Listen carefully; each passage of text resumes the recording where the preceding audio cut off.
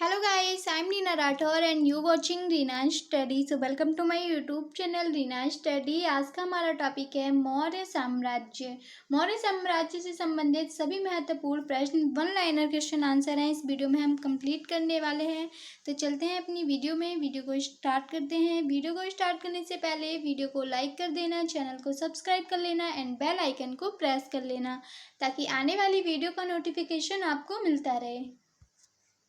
मौर्य साम्राज्य नंद वंश के अंतिम शासक धनानंद को पराजित कर चंद्रगुप्त मौर्य ने इस मौर्य साम्राज्य की स्थापना की थी 322 ईस्वी में।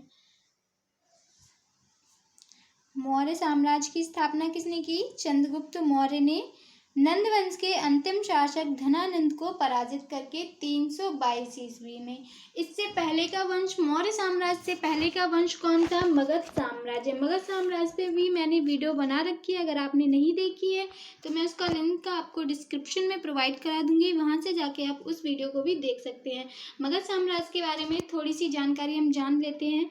मगध साम्राज्य 3 वंशों से मिलकर बना हुआ था, हर्यंक वंश, शिशुनाग वंश एंड नंद वंश। हर्यंक वंश का संस्थापक था बिंबिसार, शिशुनाग वंश का संस्थापक था शिशुनाग और नंद वंश का संस्थापक था महापद्म नंद। तो मौर्य साम्राज्य का हमारा पहला संस्थापक आता है चंद्रगुप्त मौर्य। मौर्य साम्राज्य की स्थापना किसने की थी? चंद्रगुप्त मौर्य ने। चंद्रगुप्त मौर्य का शासनकाल 321 ईस्वी से 298 ईसा पूर्व तक रहा था। फर्स्ट क्वेश्चन है हमारा, who identified Chandragupta Maurya as Sandrocottus. Chandragupta Maurya की सेंड्रोकोटस के रूप में पहचान किसने की थी? तो राइट आंसर है हमारा विलियम जॉन्स। विलियम जॉन्स ने चंद्रगुप्त मौर्य की सेंड्रोकोटस के रूप में सर्वप्रथम पहचान की थी। क्वेश्चन नंबर 2 है हमारा, who was the prime minister of Chandragupta Maurya. Chandragupta Maurya का प्रधानमंत्री कौन था? आंसर है हमारा चाणक्य। चाणक्य चंद्रगुप्त मौर्य का प्रधानमंत्री था। नेक्स्ट हमारा question, by what other name is Chanakya non.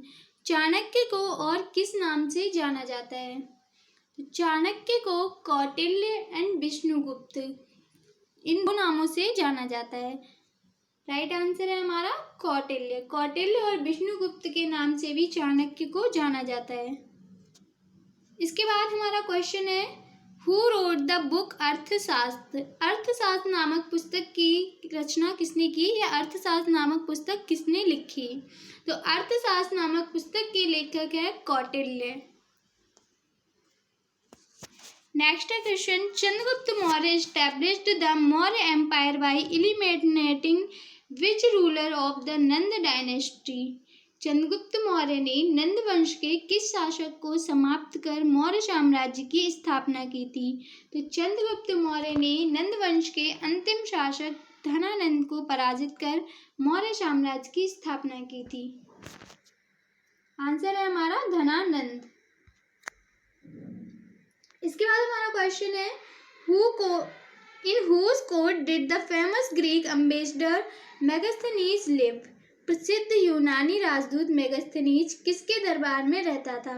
Answer है हमारा चंद्रगुप्त मौर्य। प्रसिद्ध यूनानी राजदूत मेगास्थनीज चंद्रगुप्त मौर्य के दरबार में रहता था। इसके बाद हमारा क्वेश्चन है, Chandragupta Maurya was a follower of which religion. Chandragupta Maurya किस धर्म का अनुयायी था? राइट आंसर है हमारा जैन धर्म। चंद्रगुप्त मौर्य जैन धर्म का अनुयायी था। इसके बाद क्वेश्चन है, who wrote the book indica. Indica नामक पुस्तक की रचना किसने की? तो मेगास्थनीज ने इंडिका नामक पुस्तक की रचना की थी और मेगास्थनीज किसके दरबार में रहता था? चंद्रगुप्त मौर्य के दरबार में। इसके बाद नेक्स्ट क्वेश्चन है हमारा, with whom did Seleucus marry his daughter. Seleucus ने अपनी पुत्री का विवाह किसके साथ किया था? तो सेल्यूकस ने अपनी पुत्री का विवाह चंद्रगुप्त मौर्य के साथ किया था। राइट आंसर है हमारा चंद्रगुप्त मौर्य। इसके बाद नेक्स्ट क्वेश्चन है, where did Chandragupta Maurya die? Chandragupta Maurya की मृत्यु कहाँ हुई थी? तो आंसर है श्रवणबेलगोला। श्रवणबेलगोला में चंद्रगुप्त मौर्य की मृत्यु हुई थी। Next question, who was the local under the rule of Maurya dynasty? Maurya वंश के शासन में स्थानिक कौन होता था? तो मौर्य वंश का शासनकाल में जिला शासक को स्थानिक कहा जाता था। किसको? डिस्ट्रिक्ट एडमिनिस्ट्रेटर को। इसके बाद शासनकाल आया बिंदुसार का, और बिंदुसार का शासनकाल 298 ईसा पूर्व से 273 ईसा पूर्व तक रहा था। बिंदुसार चंद्रगुप्त का पुत्र था और उसी का उत्तराधिकारी था। बिंदुसार को अमित्रघात या फिर अमित्रोचेटस के नाम से भी जाना जाता है और ये आजीवक संप्रदाय का अनुयायी था। फर्स्ट है हमारा question, during whose reign did Deimachus come to India? Deimachus किसके शासनकाल में भारत आया था? राइट आंसर है हमारा बिंदुसार। बिंदुसार के शासनकाल में डायमेकस भारत आया था। Whose son was Bindusara? Question है हमारा, बिंदुसारा किसका पुत्र था? बिंदुसारा चंद्रगुप्त मौर्य का पुत्र था। इसके बाद नेक्स्ट क्वेश्चन है, Bindusara was a follower of which sect? Bindusara किस संप्रदाय का अनुयायी था? तो बिंदुसार आजीवक संप्रदाय का अनुयायी था। इसके बाद हमारा शासन आता है अशोक का, और अशोक का शासनकाल 273 ईसा पूर्व से 236 ईसा पूर्व तक रहा था। फर्स्ट क्वेश्चन है हमारा, अशोक के शासनकाल से who first read the inscription of Ashoka? Ashok के शिलालेखों को सर्वप्रथम किसने पढ़ा? राइट आंसर है हमारा जेम्स प्रिंसेप। जेम्स प्रिंसेप ने अशोक के शिलालेखों को सबसे पहले पढ़ने में सफलता प्राप्त की थी। नेक्स्ट है हमारा question, where is the pillar of emperor Ashoka located? Ashoka सम्राट अशोक का स्तंभ कहाँ स्थित है? राइट आंसर है हमारा सारनाथ। सारनाथ में सम्राट अशोक का स्तंभ स्थित है। इसके बाद नेक्स्ट क्वेश्चन है, in which inscription has Ashoka said that all human being are my children? Ashok ने किस अभिलेख में कहा है कि सभी मनुष्य मेरी ही संतान है? राइट आंसर है हमारा प्रथम पृथक शिलालेख, फर्स्ट आइसोलेटेड इंस्क्रिप्शन। अशोक ने अपने प्रथम शिलालेख में कहा है कि सभी मनुष्य मेरी ही संतान है। इसके बाद नेक्स्ट है हमारा question, during whose reign did the third Buddhist council take place? तृतीय बौद्ध संगीति किसके शासनकाल में हुई थी? तो तृतीय बौद्ध संगीति हुई थी अशोक के शासनकाल में, और ये कहाँ पे हुई थी? पाटलिपुत्र में 250 ईसा पूर्व में। इससे पहले कौन कौन सी संगीतियाँ हुई थी? तो प्रथम बौद्ध संगीत हुई थी अजातशत्रु के शासनकाल में, और हुई कहाँ पे थी? राजगृह में 483 ईसा पूर्व में। द्वितीय बौद्ध संगीति हुई थी वैशाली में, और ये किसके शासनकाल में हुई थी? कालाशोक के शासनकाल में। एंड तृतीय बौद्ध संगीति हुई अशोक के शासनकाल में। नेक्स्ट हमारा question, where was the third Buddhist council held? तृतीय बौद्ध संगीति कहाँ हुई थी? तो अभी अभी मैंने बताया तृतीय बौद्ध संगीति कहाँ हुई थी? पाटलिपुत्र में, जिसे कि हम पटना कहते हैं अब। Next question, which inscription of Ashoka describe his Kalinga conquest?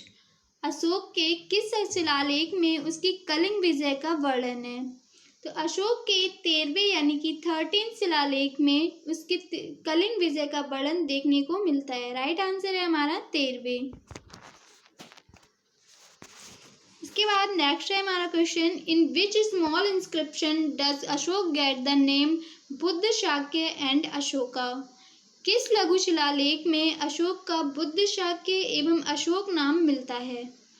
Answer है हमारा मास्की। मास्की शिलालेख में अशोक का बुद्ध शाक्य एवं अशोक नाम देखने को मिलता है। नेक्स्ट हमारा question, which inscription of Ashok is found in 2 languages, Greek Aramaic? Ashok का कौन सा अभिलेख 2 भाषाओं में हमें प्राप्त होता है, ग्रीक और अरामाइक में? तो तो अशोक का आंसर है हमारा शरेकुना। शरेकुना नामक अभिलेख इसका हमें 2 भाषाओं में प्राप्त होता है, ग्रीक एंड अरामाइक।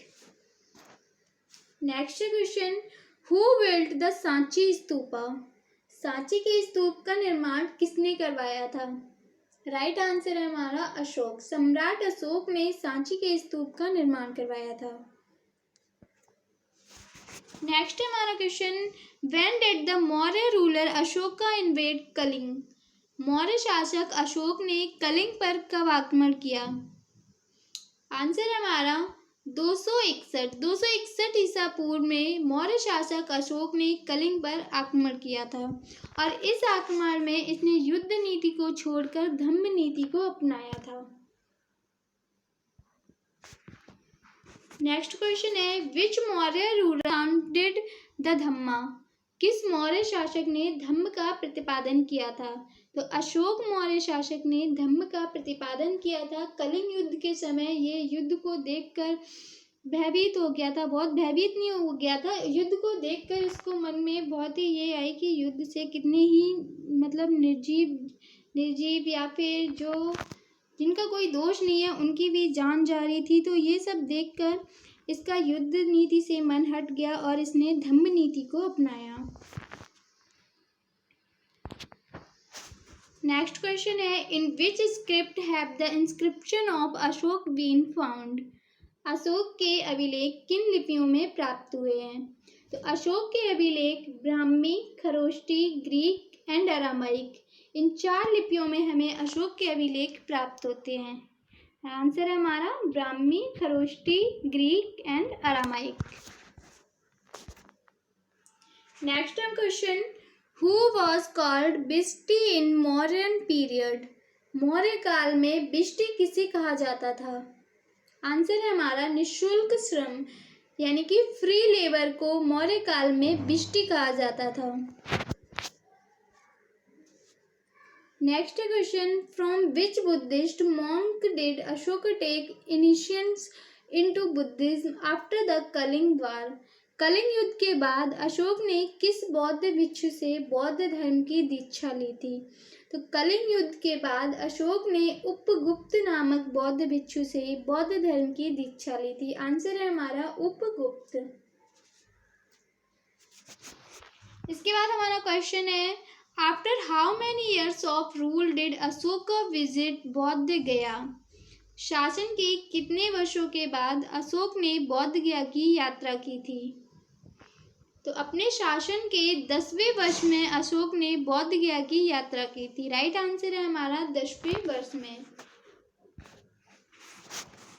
इसके बाद हमारा क्वेश्चन है, how many officer were there in the Mauryan period? Maurya काल में अधिकारियों की संख्या कितनी थी? मौर्य काल में अधिकारियों की संख्या 18 थी। आंसर है हमारा 18। नेक्स्ट क्वेश्चन है, what were the top official called during the Maurya period? Maurya काल में शीर्षस्थ अधिकारियों को क्या कहा जाता था? मौर्य काल में शीर्षस्थ अधिकारियों को तीर्थ कहा जाता था। इसके बाद है हमारे मौर्य शासन काल में व्यवस्था को मजबूत बनाने के लिए इसे 5 प्रांतों में बांटा गया था। वो 5 प्रांत कौन कौन से हैं? पहला है हमारा उत्तरापथ। उत्तरापथ प्रांत की राजधानी थी तक्षशिला। दक्षिणपथ प्रांत की राजधानी थी स्वर्णगिरी। कलिंग प्रांत की राजधानी थी तोसाली। अवंती की राजधानी थी उज्जैन एंड प्राची या फिर मध्य प्रदेश, इसकी राजधानी थी पाटलिपुत्र। तो गाइस ये थी हमारी वीडियो कैसी लगी कमेंट में ज़रूर बताएं और अपने फ्रेंड्स के साथ वीडियो को शेयर ज़रूर करें। So thank you for watching. Please like share comment and subscribe my channel Reena study.